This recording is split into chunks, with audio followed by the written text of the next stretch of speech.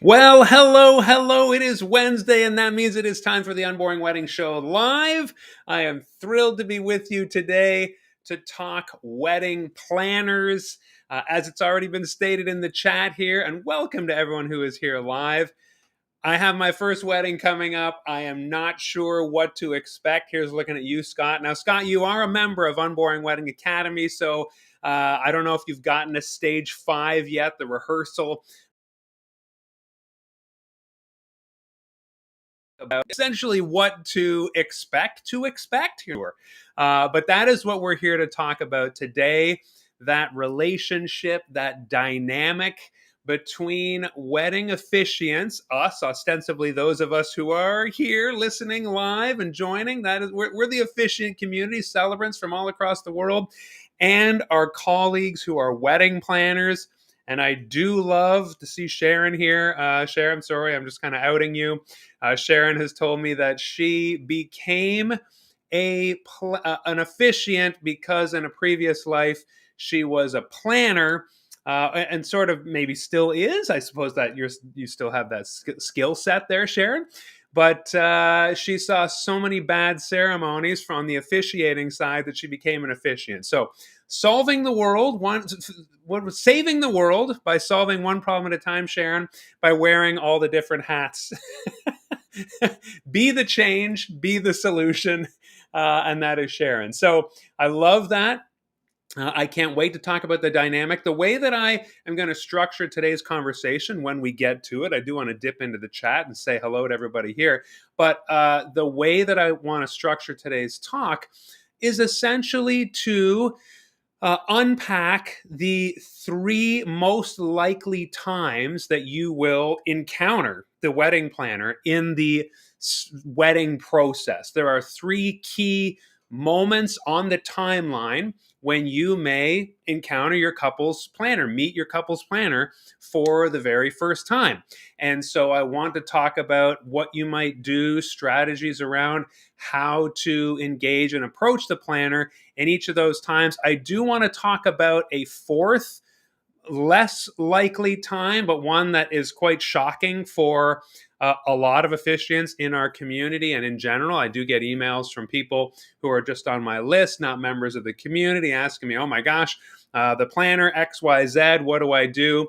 And so it is time. I talk a lot about wedding planners, but it's similar to our show a few weeks ago where somebody said, Mark, you talk a lot about the DJs, but like, can you do an episode about DJs? Well, I talk a lot about wedding planners, but let's get this one on the roll, on the YouTube roll, essentially, just about planners. Let's talk about when you're going to encounter them, how you're going to engage them, and how to work best with them. I have lots to say about planners.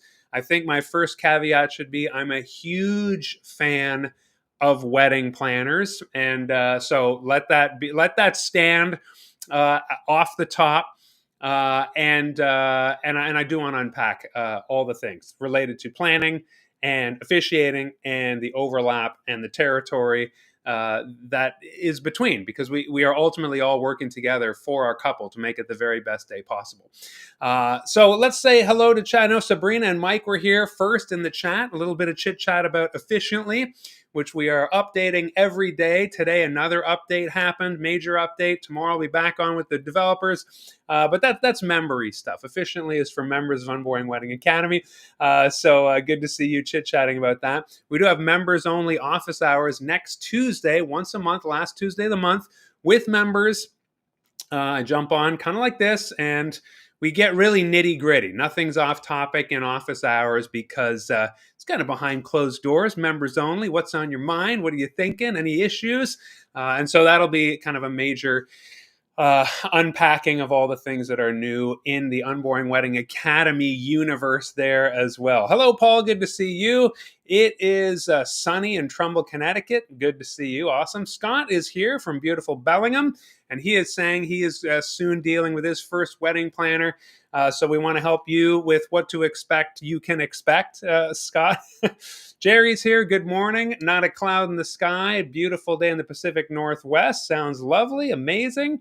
Claire is here in Penticton, BC. Good to see you. You're back home from all of your travels. So not welcome home.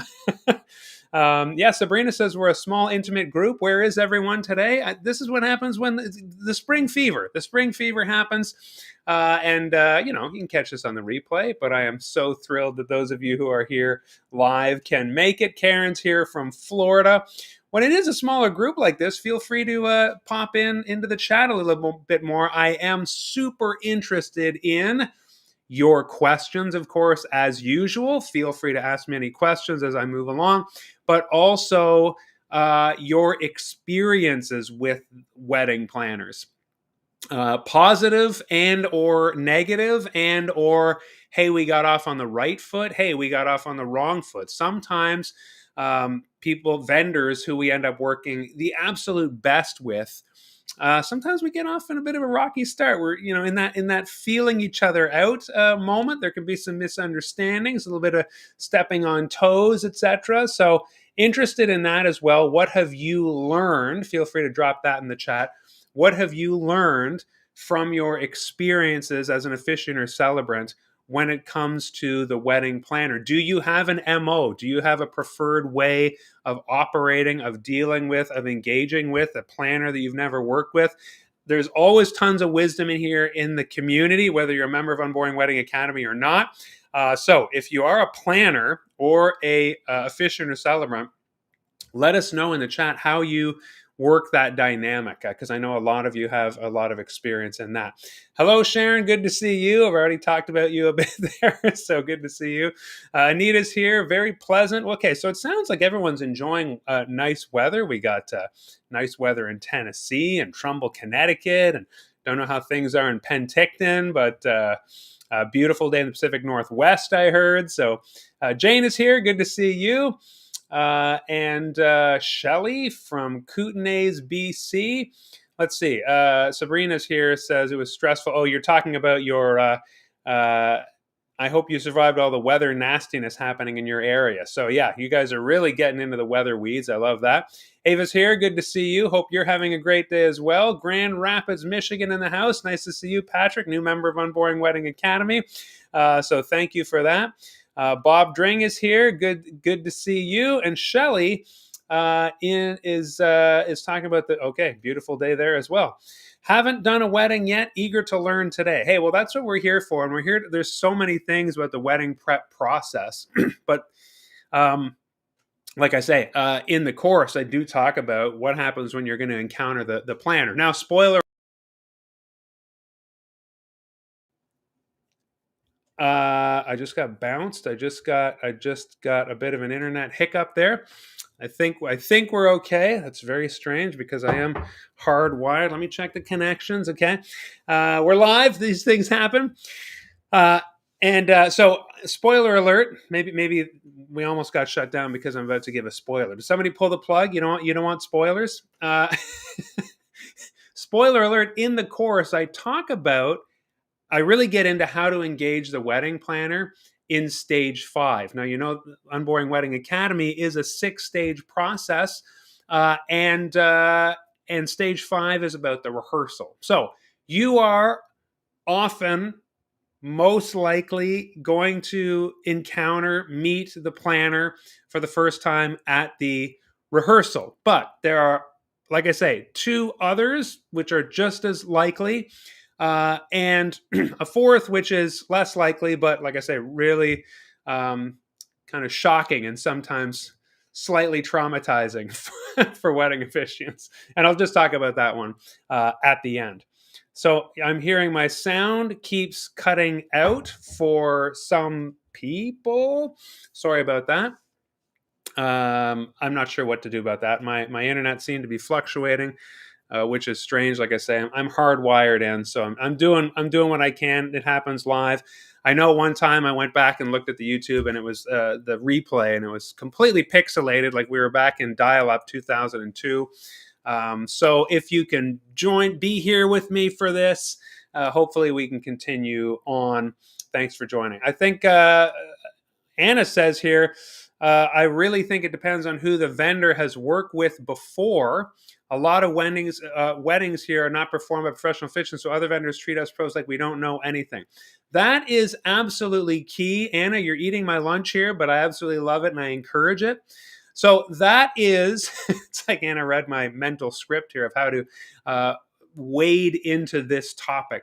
And that's why I led off the top by saying I absolutely love wedding planners. And that's why I named this video How to Make an Alliance with the Wedding Planner, because that alliance, when the officiant, celebrant, and the wedding planner are working together, it is so potent in terms of delivering the perfect experience for your couple. And that is what we are all about. Now, if you are a first timer, like many of you here in the chat, and please say hello.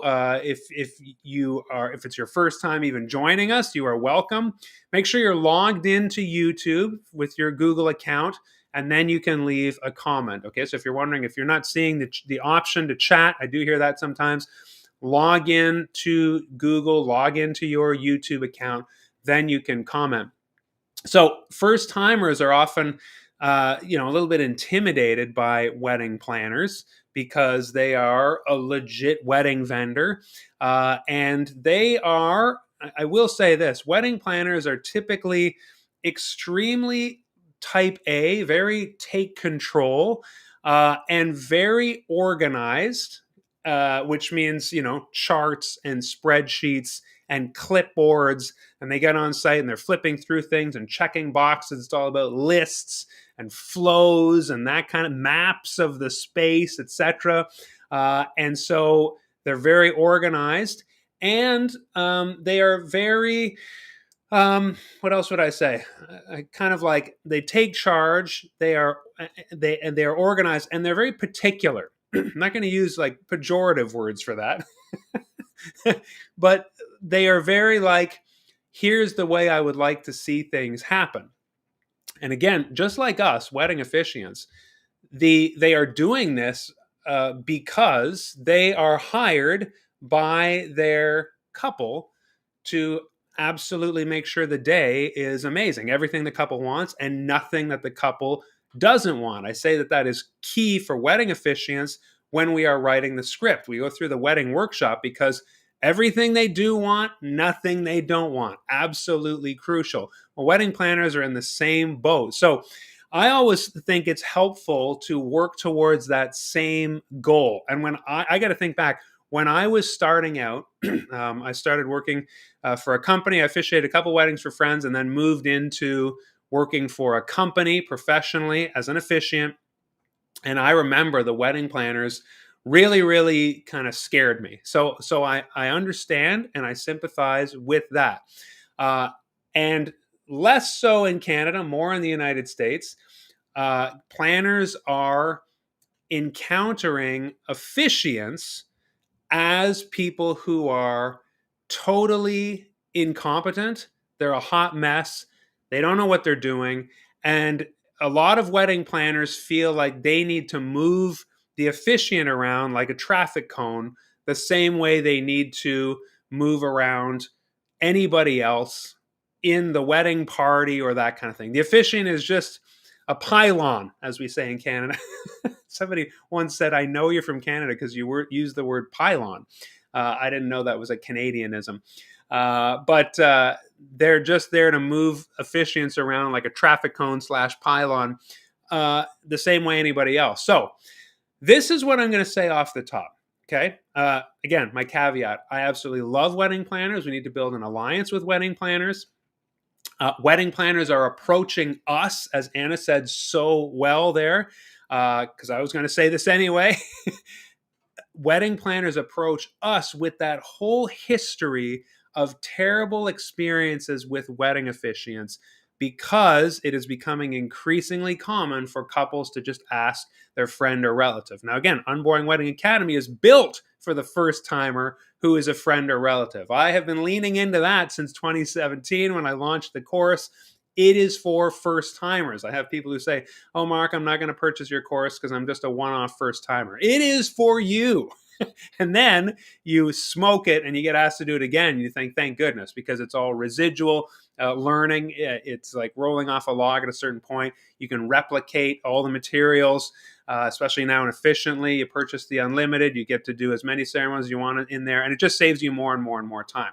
But so I am talking to you if you're a first timer. Now, to Anna's point, professionals, so as you get more experience as an officiant, you approach the planners in some way the same way they're approaching you. Now, here's the thing. We typically know that planners are amazing, and they're very, like I said, they're very type A. They're very leadership driven. They're very organized. They're very, we wouldn't expect, they're very particular. We wouldn't expect that person to be a planner if they weren't those things. So maybe I'm being a bit reductionistic or, painting with a broad brush, but by definition, the best wedding planners are a certain type of person. Maybe they're not wired that way or prefer that way, but they're trained that way when they go to planner school. There's courses, there's colleges, there's accreditations, and they kind of teach that skill set. Whereas officiants can be willy-nilly any kind of person at all. So the first thing I really want to say to you to set up as we move into the times you might encounter wedding planners is this. You need to demonstrate right off the top. The planner doesn't need to demonstrate this to you because, again, we assume that planners are all those things. Oh my gosh, the planner. The planner, unfortunately, assumes you don't know what you're doing. Anna said that so well. I totally agree. Planners who've never worked with an officiant assume now, because most officiants are pretty helpless, pretty disorganized. They've never done it before. They don't know their way out of a paper bag when it comes to wedding ceremonies, which again is why I exist, why Unboring Wedding Academy exists. So what do you do then when a planner is approaching you from that position of all the bad experiences they've had? Essentially, I'm asking you, how do you surprise them discreetly? How do you surprise them pleasantly with the knowledge when they experience you, when they realize, like a recognition, like an apocalypse, a great revealing, that, oh my gosh, you are the kind of officiant who is different. You are the rare unicorn officiant who is, and these are the two things I want you to remember that you need to be. You need to be, as an officiant, organized to speak that planner's language. The second a planner sees that an officiant is organized, they right away, you've got their attention. Oh, okay, wait a second. This officiant is organized. And then the second thing is you need to convey very quickly that you are competent. You might be thinking, that's a pretty low bar, Mark. I thought you might say that you are incredible, that you're a superstar, that you are hell bent on serving the couple, that you are all about accommodating the needs. Oh yeah, those are good checklists. But really, what a planner wants to see right off the top is that you are competent, organized, and competent. And I'm going to say, where are you getting this from, Mark? Well, two places. First of all, I get that from the planners who worked with me. And then as we got comfortable, they would say to me, they would confide in me, I love how organized you are, and I love how competent you are when it comes to the range of kind of particular disciplines on the wedding, whether it's the rehearsal, whether it's rounding up people, whether it's, again, lining people up at the back in a certain order, being on the same page as the officiant, as the planner, rather. They love seeing that you are competent. So that's the first place that I heard planners say this. The second source that I have in terms of research is 3 years of going to Wedding MBA. There you go. I said it. Sign up for this fall. Use discount code MARK when you're checking out at weddingmba.com. I've stood there and talked to hundreds of planners every year, because of course I'm talking about Unboring Wedding Academy, my course, to planners at Wedding MBA. Wedding MBA is a wedding vendor trade show in Las Vegas every November, largest conference, wedding conference in North America. And lots of the people I want to reach there, although I do speak in the officiant room and I love connecting with the officiants and Unboring Wedding Academy members, we get to meet each other. But when it comes to the expo floor, I want to talk to the planners about my course, and they are so relieved when they see me. And that's where they say, oh my gosh, if somebody takes your course, or some have said, I've heard my couples officiant took your course. And what I loved is that they were so organized and they had such proficiency in all the aspects of officiating. Okay. So that is what a planner wants to see. So I want that to be the overarching idea. If you only had a limited time here to join us today, there you go. Now I want to talk to you about when and how you deploy that knowledge to the planner. How do you help it dawn on them that you are those things, that you are organized and that you are competent? Now, I'm going to assume that you're organized and competent because I don't have time to teach hours and hours of course here today. For that, you need to go to Unboring Wedding Academy.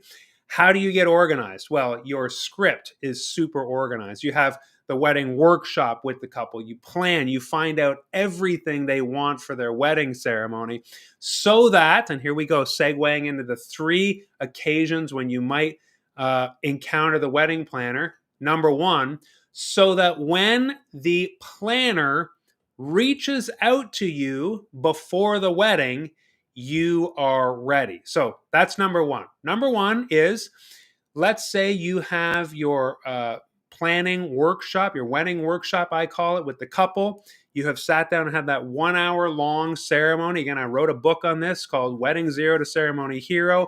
In the course, this is stage 1. In Efficiently, this is control panel number 1 that walks you through all of the things that can, might, could, will happen on the wedding day.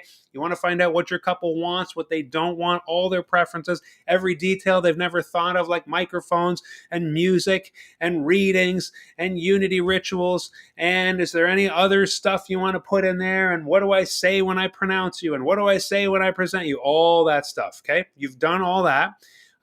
And one of the questions in there typically is, do you have a wedding planner? And I always encourage them. This shows you how much I love planners. If they say no, we're DIYing it, I just counsel them there. I say, here's some free advice. Please, I just recommend that you get a planner, even if it's a day of coordinator. I say, worst case, your backup is a bossy friend or aunt or somebody like that who's going to have a clipboard with an itinerary.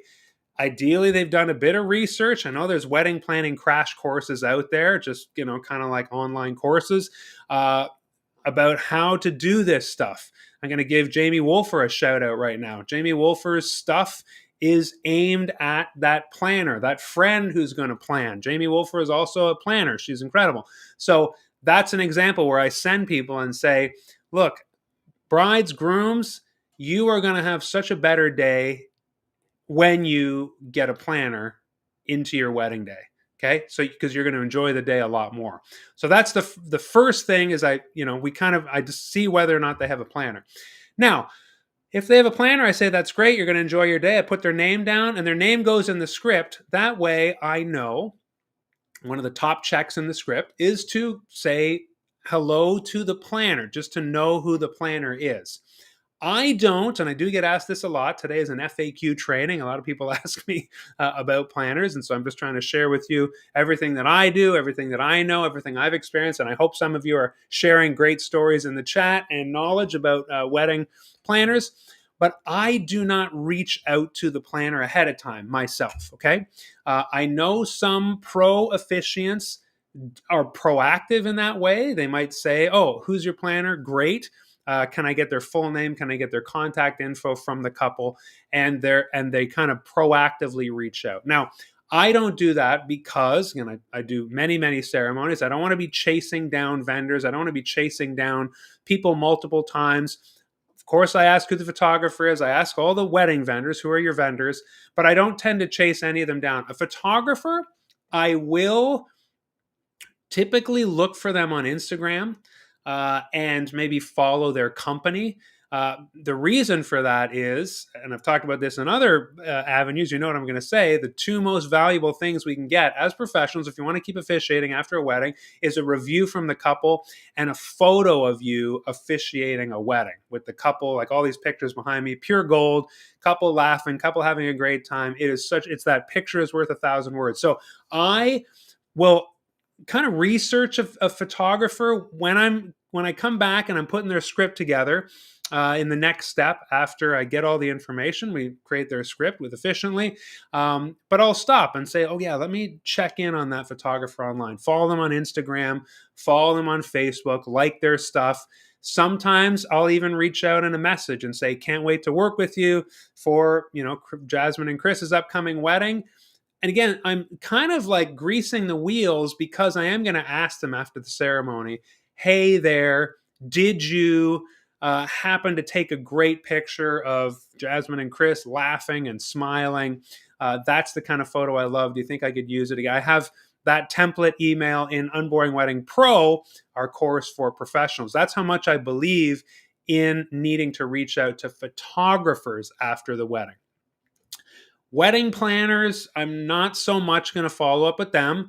I will establish a relationship with them, as we'll discuss, but I don't really need anything from them. Yeah, it's great to always get vendor reviews and stuff like that. You're going to build rapport up over time, but so I don't tend to reach out to the photographers proactively. But I will say, very often.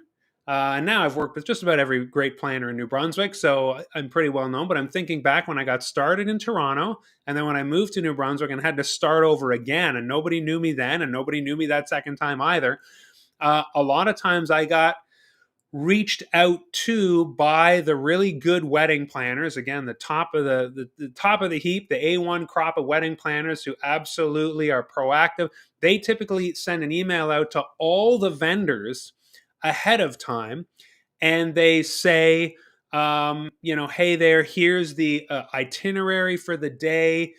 Can you make sure to check it just so you know what time, and if you've established with your couple that you are doing a rehearsal which I completely recommend, they will, you'll open the document. It's typically, again, they've all learned this in the courses they've taken, very organized itinerary starting 2 days before, hair, makeup, decoration, flower deliveries, blah, blah, when you get on site as the officiant. So look for your name, look for when the rehearsal is starting, and look for who it's run by. This is, like I say, the spoiler.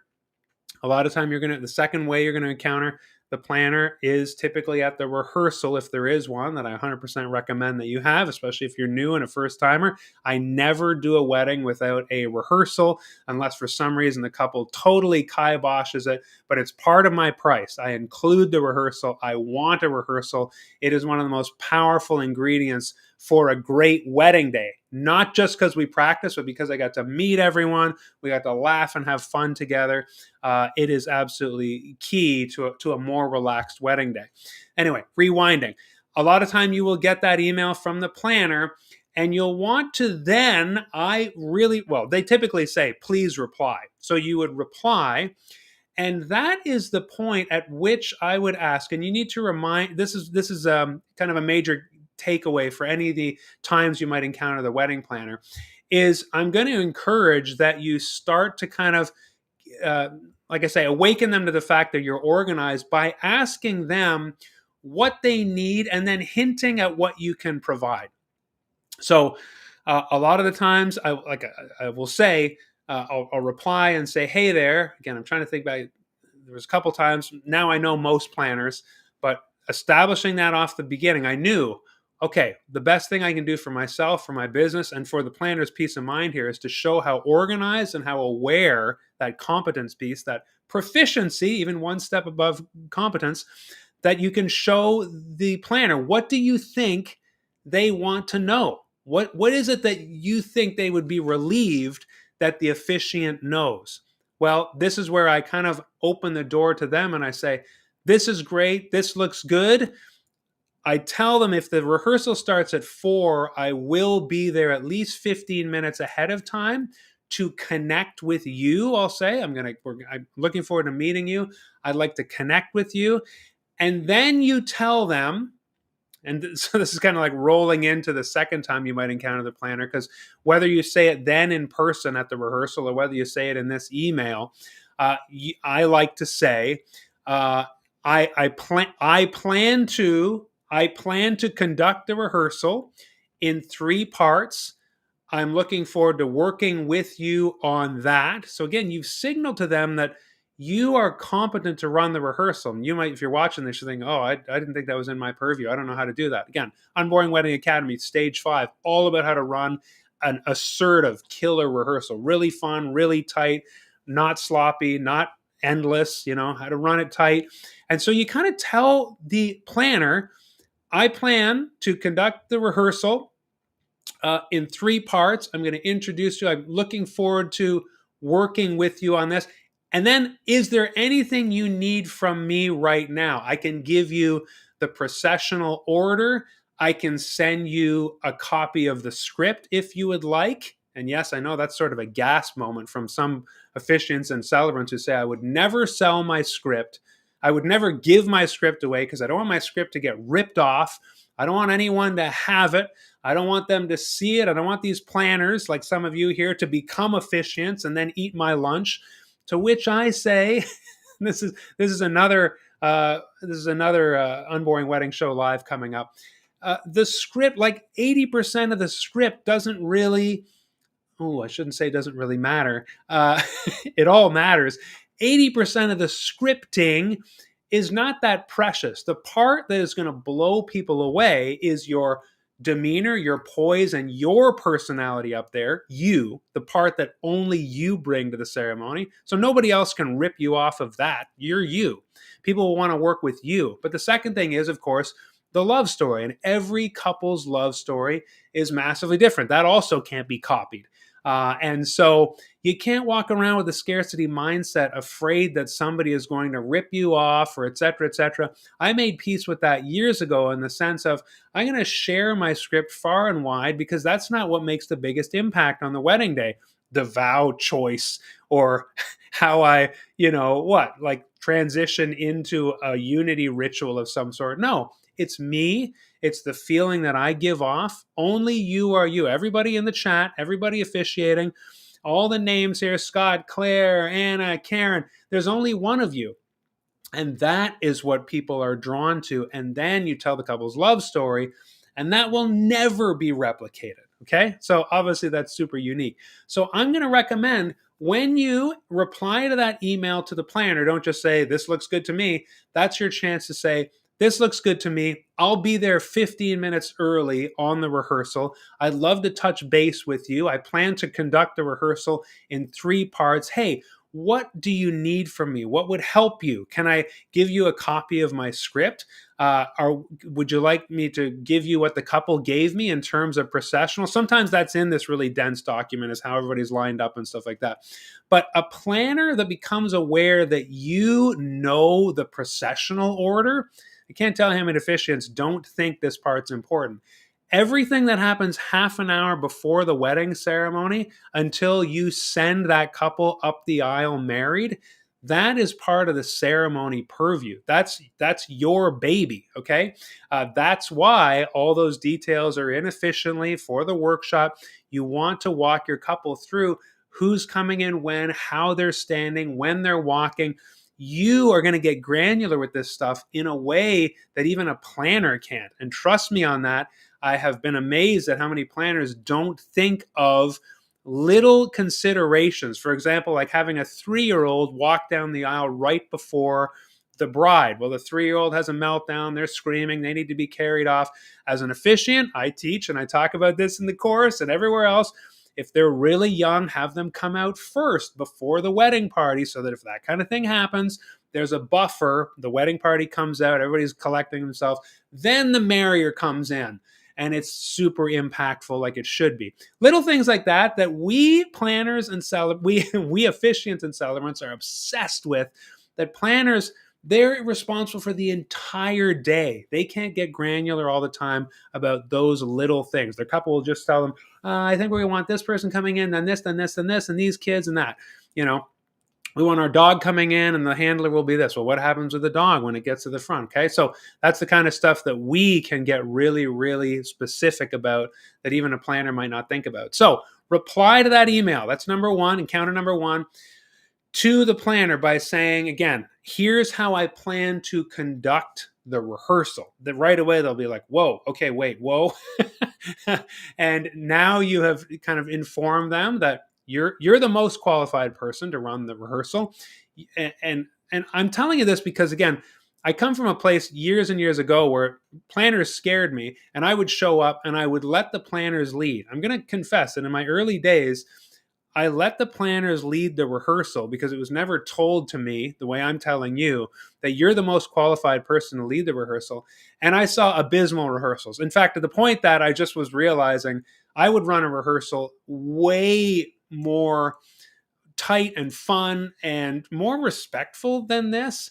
And I'm not taking a knock at all planners in general, but more than one rehearsal, it kind of became a kind of last straw for me where I realized planners are getting up on scene, they're saying hi to their couple, they just start shouting at people. All right, anybody in the wedding party, go to the back, go to the back, go to the back. And everyone's kind of like, am I in the wedding? And they go back. All right. And they're like grabbing people and putting them in line. That's why I teach for the rehearsal.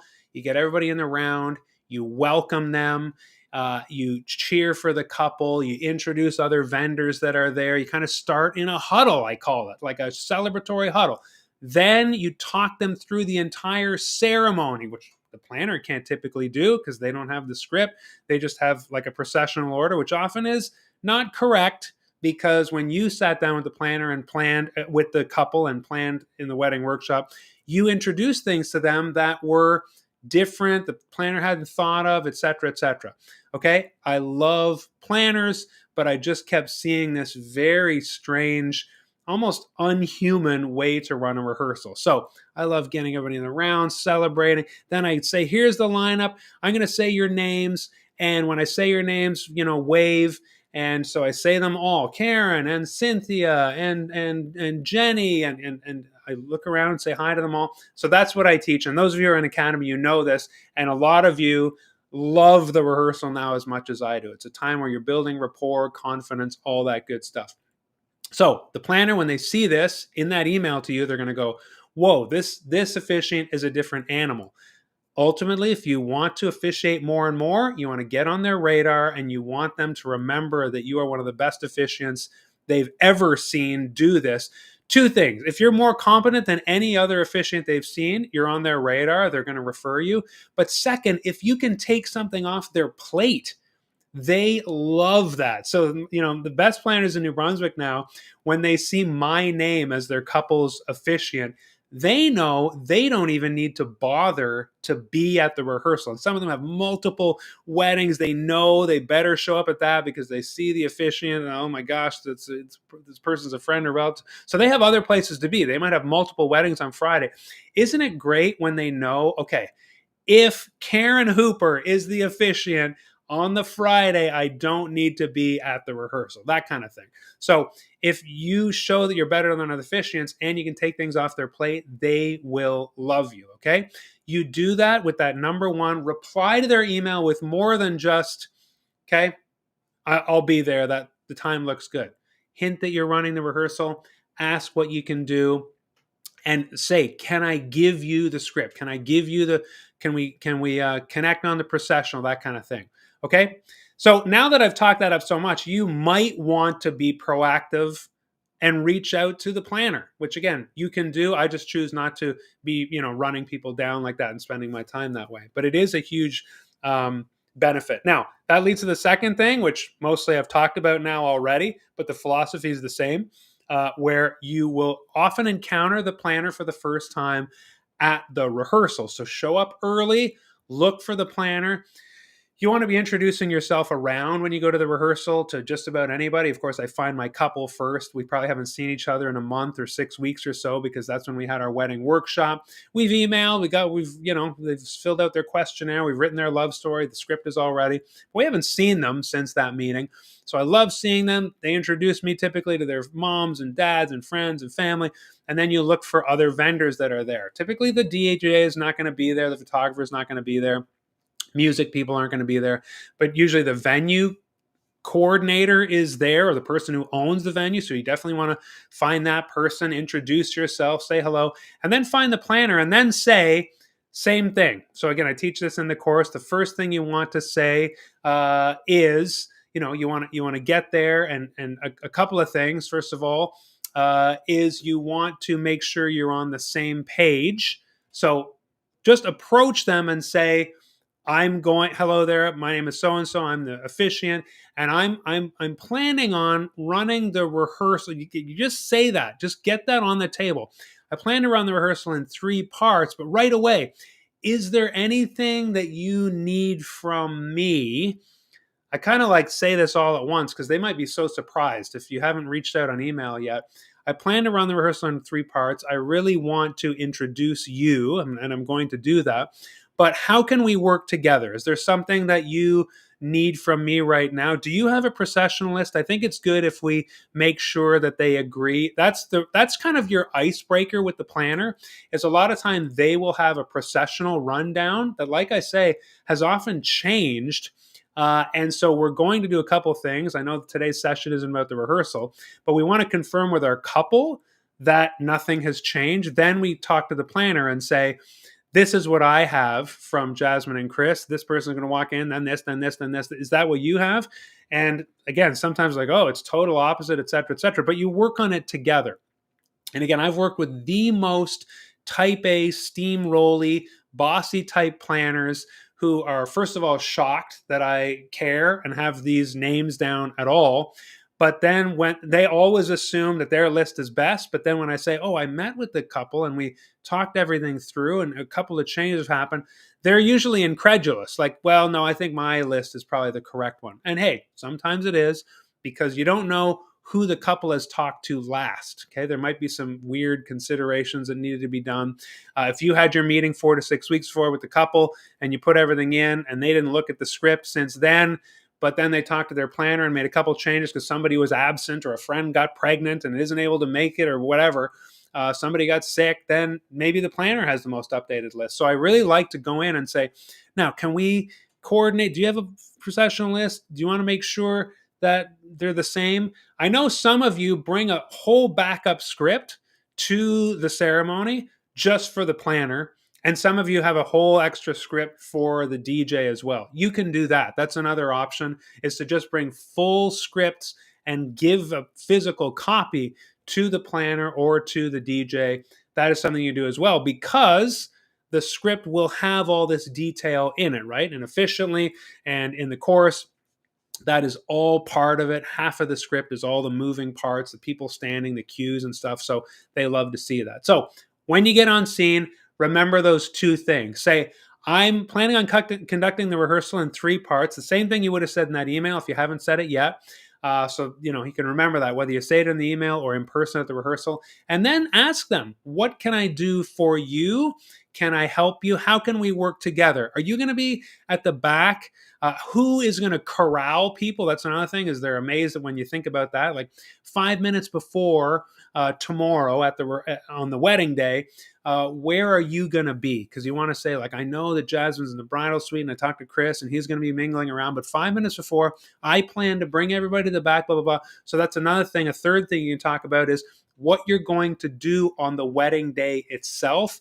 At that point, you have sent loud and clear signals to the planner that you are unlike. And aren't you glad the bar is this low? I don't know if we should be glad about that, but because I actually grieve that the bar is that low. But it makes it easy for us celebrants and officiants who are ready to go that extra mile. We stand out like a sore thumb, like a lighthouse in a storm, when we get on site and we're talking to the planner like this. Because again, they're used to shuffling the officiant around. Hey, officiant, do you know when you're coming in? No. Do you know who's coming in when? Do you know when the marriers are coming in? Oh, no. I just wrote a script of things I'm going to say. So that's where the planners are so frustrated. And again, and take it from me as somebody who's talked to hundreds of planners expoing at 3 years of Wedding MBA in Vegas, and saying to them, my course solves that pain point for you. And they go, oh my gosh, thank God. I'm going to tell all my couples. And so I'm telling this to you now that planners will swoon over you, and you'll create that amazing alliance that you're both working together for your couple to make their ceremony incredibly smooth. Again, the planners are in charge of the entire day. So when you can take that hour and a half, some planners I know that I work really well with, they pop out and they do all the things. They're ready for the processional. They're at the back helping, but then they go off and they know that they don't need to worry, or they have somebody there on site. Although I do have planners that linger because they want to hear the story, because that's their favorite part of the whole wedding day. And that'll be true for you too, Unboring Wedding Academy grads. But that is the second thing. Show up and be that really authoritative but accommodating officiant on the wedding day, and planners will sit up and take notice. The third, and I'd say less likely, hopefully, day that you might encounter the planner for the very first time is just on the wedding day itself. Now, like I say, at this point, a lot of planners, they see that I'm running the rehearsal, so they don't show up. But if you're officiating for the first time or you're a pro, the planner may not be there at the rehearsal. So you have less kind of territorial sussing each other out to do. A lot of the time, like I say, it is about, the territorialism is who's going to run the rehearsal. If the planner doesn't show up for the rehearsal, you've run the thing. That's great. You've, deployed all the strategies in stage 5 of the course, exactly how I do it and exactly how I teach it. Then on the wedding day, you want to do the same thing. Show up, introduce yourself, get on the same page when it comes to processional. And you can kind of skip right to 2 and 3. Like in the rehearsal, you would say, I plan on running the rehearsal, blah, blah, blah. But I would say skip right to, is there anything that you need to know? How about the processional? At about 5-2, I guess we're going to start corralling people at the back, marshaling them up and lining them up. So you start talking about how you are going to work with the planner and decide kind of who's doing what. You need to get everybody lined up at the back. You need to get everybody sorted and ready to go, and you're going to rally the party and all the things that I talk about. But in terms of 5 minutes before, the planner will be absolutely thrilled to see and to understand and to know that you plan to actually be engaged in that part, the part where you are getting everybody lined up at the back. So that's where I would recommend you start on the wedding day. If you've never met the planner, hi there, my name is so-and-so. I'm the officiant. At around 5-2, what's our game plan? What's our plan of attack? We're going to line people up. Are you going to get the bride and the bridal party together? I can take care of the groom and his party. How would you like to divide this? How about the processional? Is that in line? Like, that's where you need to be focusing to show again that, oh my gosh, you can even, if they see your script and see all those names lined up, and oh my goodness, they'll be so impressed, let alone when they see your performance and how you rally the wedding party and then are amazing at the front. Okay. So like I say, now that you've heard those 3 most common moments when you'll encounter the planner, remember your number one goal is to very quickly, and I say discreetly because you don't want to steamroll. You don't want to come off as a real type A jerk. And so you're doing it in a very accommodating way. How can I work with you? Is there anything you need from me? But you want to show that you are organized and competent. And I would say proficient is what we're really going for. And they'll realize that. But all they want is a competent officiant. It's amazing. Just please show that you're competent. So like I say, if that's the target, we can definitely over deliver on that, but that's what they want to see. Now, the fourth thing is the fourth time that you might encounter the wedding planner is, and I've had members reach out to me and say, oh my gosh, is this normal? It's not normal, but it does happen. Some wedding planners want to sit in on the wedding workshop with your couple. Okay, so that does happen. It's very rare, but some planners are so protective of their couple And this comes from their desire for excellence and their feeling that they need to take as much stress and as many jobs off of their couple as possible. And so they will say, you'll get an email or your couple will tell you, oh, our planner actually wants to sit in on the wedding ceremony planning session, the wedding workshop. So again, when people freaked out, reached out to me and said, the planner is going to be there, what the heck do I do? I say, oh, today is your lucky day. It's going to be boring as heck for the planner. In fact, this happens too, where the planner, like 20 minutes in, will be like, I don't, hey everybody, sometimes it's on Zoom, sometimes I don't need to be here. I can see that. So I'm going to bounce. Okay. So the reason for that is because you are going to show that you are so incredibly competent / proficient when you pull up in Unboring Wedding Academy the spreadsheet, or now Officiantly, this software we've created just for members of the course. That is going to blow them away, and they're going to realize, oh my gosh, okay, again, the planner likely hasn't even thought of all these details. When you're asking your couple about what microphones do they need? What microphone do you need? Is there a reader? Does that reader need a microphone? How many people? Is this outdoors? Is there ambient noise? Then when we move into lining up at the back, who's blah, blah, who are all the vendors? They're going to be absolutely stunned and realize, okay, this is one of the greatest officiants ever. I don't need to be interloping and sitting here. Now, sometimes they just stick it out, especially if it's in person at a coffee shop, like I recommend, and they're part of the conversation. But you are putting on a clinic of organization and competence. And so that's what I say. Don't freak out when you see a wedding planner who wants to come to the wedding ceremony planning session, but do tell your couple or the planner directly that they will be very bored. Okay. Make sure you tell them that. Don't say you don't need to be here. Just say, yes, sure, but I would say it's unusual, and it's not necessary because I'm walking you through the plan. They're welcome. And again, inside me, I'm a little bit excited if I were to find out that a planner who is maybe a bit skeptical of me is going to watch me walk the couple through that incredible level of detail. They're going to see, and I pulled it up here earlier, it popped up. Like when the planner sees this level of detail inefficiently, you click on the wedding workshop, and this is what you are working your couple through. Ceremony details, all the vendors, all the microphone details, 15 minutes of the ceremony. Where are you? Where are you? What are you doing? What are you doing? At the start of the ceremony, how are we starting this thing? Are you walking down the aisle? Somebody escorting you? Do you have a wedding party? And then you start filling out all the party details.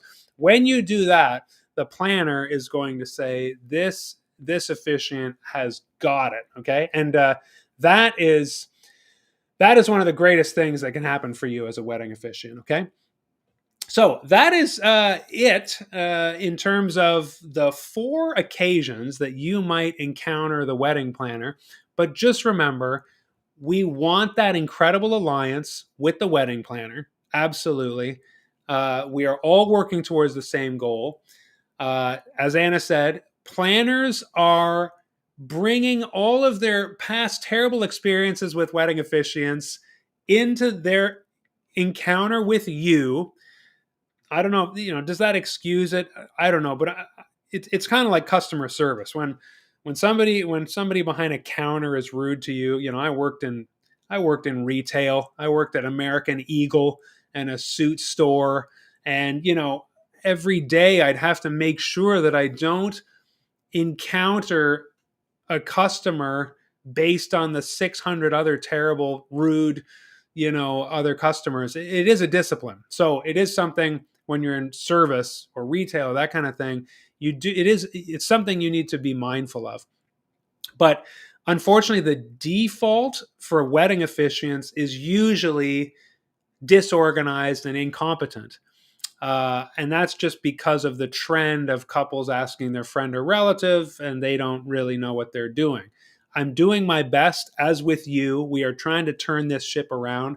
I will not rest until we get to the point where wedding ceremonies are expected to be an absolutely fantastic, magnificent, emotional experience, and where planners know that wedding officiants by default are incredibly organized and proficient. That's my goal. That's what wakes me up in the morning, as well as serving you in the community and getting on here and doing this kind of thing. I love that.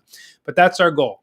And so our planners want that for our couples. They want that from us. So the second you show them that you have those qualities, you are going to be their best friend. Okay. It might take them a minute to realize that. That's not to say you will never have little clashes with the planner. That can still happen. But ultimately, I get along with every single wedding planner I've ever worked with over time. And that is what happens because they know you're serving the couple, you are handling the ceremony, and then when you can take stuff off of their plate as well, they're even more grateful. So that is a summary of what we talked about today. That's how you work well with the wedding planner, and that is how you form that amazing alliance. And if your couple doesn't have a wedding planner, strongly encourage them to get a wedding planner. When you get to that point in Efficiently or the spreadsheet in Unboring Wedding Academy, and vendor, planner, do you have a planner? And they say no, give them that little nudge. Say, if you want to enjoy your day, you should do that. You should get a planner. Any questions now? Jane, I had the worst planner last week. And Jane, you are a consummate professional, the ultimate. The groom's party started drinking at noon. The wedding was at 5. Guests were in the bridal suite, out of control. Okay, so I'm hearing a lot about that's bad. Dealing with drunkies at the wedding is very, very bad. Guests were in the bridal suite. Yeah, so the planner was not at all being that protector of the guests. I talk about this in the chem check with the couple. I say, I see myself along with your planner as your advocate on the wedding day. I'm advocating for you. I'm doing what needs to be done for you. That's kind of how you tell the couple, oh my gosh, this person, we're going to have an advocate. We're not just going to have a wedding officiant. We're going to have somebody vouching for us, protecting us, wanting to make sure the day is best for us. That sounds like a bit of an issue.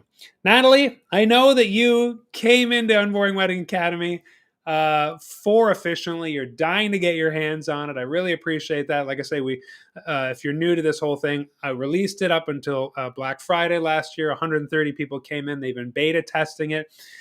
We just had another major update today.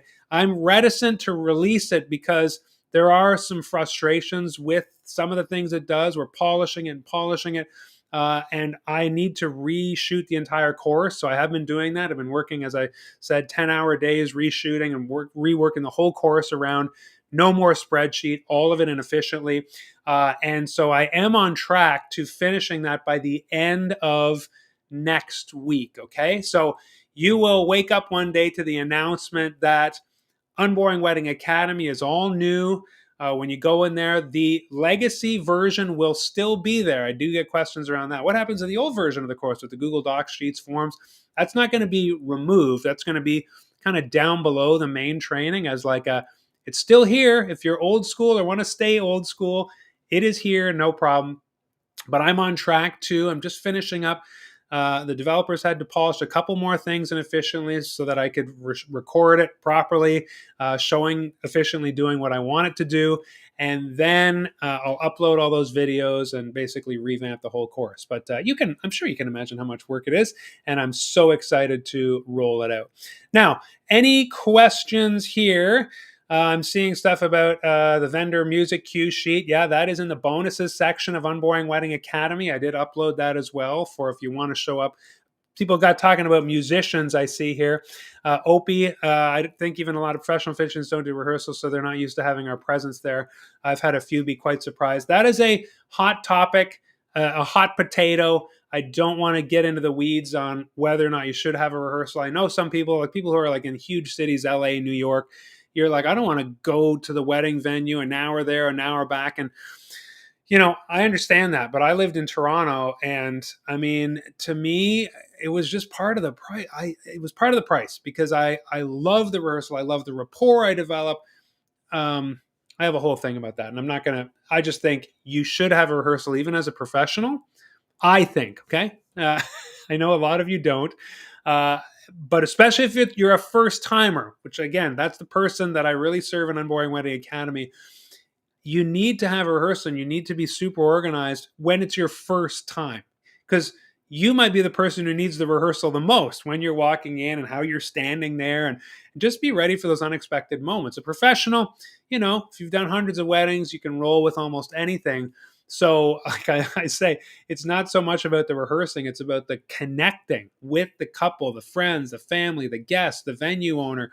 I love that. To me, it just pays off in huge dividends on the wedding day itself. But we're not going to get into those weeds right now. Natalie, thank you for the update. Good luck. Yeah, we can talk more about this on Tuesday at members only office hours. And I'll give you an update then. Like I said, I have a meeting with the developers tomorrow. Every 2 weeks we meet, and I give them the next list of things I want to see polished. You're going to notice some things that have changed recently. The drop-down questions for, the marrier at the front have changed. There's things like that we're always tweaking. And I'm continuing to take great feedback from the community as well. Opie says, I love the rehearsal. So we're on the same page, Opie. Fist bump. I believe makes a difference in how comfortable and confident. 100%. So it's extra time, it's extra cost. It's a Friday night a lot of time. I get that.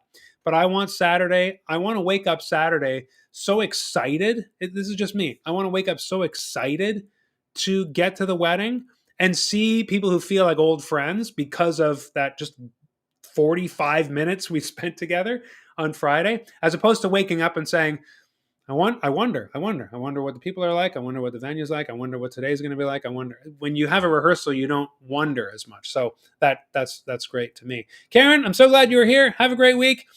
Sharon is coming on one side of this hot button issue, and she charges extra for it. There you go. That's something I don't do, but I do love that you think it's important. You convince your couple of that. And so there you go. Now, I will sign off now because I like to respect your hour. I'd like you to know you don't need to be here longer than an hour. Thanks, everyone, for joining today. I do plan to be live again next week. It will be April 30th. And for members, I will see you next Tuesday for office hours. But there you go. The planners are our best friends. They want to be your best friend. And when you deploy these strategies that we talked about today, just the way of engaging the planner and showing them, you will form an incredible alliance to the point that, and I've done this on social, when I pull up and I see NWE, that van in the parking lot at a venue at the rehearsal, I take a picture of it and I typically post it on my stories or something. And I say, when the officiant pulls up and sees this van, everything is going to be incredibly smooth. So also shout out your favorite planners on the socials. That's just another way to get on their radar as well. But I genuinely feel that when I advise my couple to get a planner and then they go and get the best planners, man, that synergy that you have with a planner, it is fantastic. I love working with planners. So if you're a planner here, thank you. If you're an officiant and a planner and you wear both hats, that's awesome. But ultimately, we want to be creating that best day for our couples. Thank you for joining. Really appreciate you being here. Makes my day when you show up live. And as always, friends, see you next week and marry on.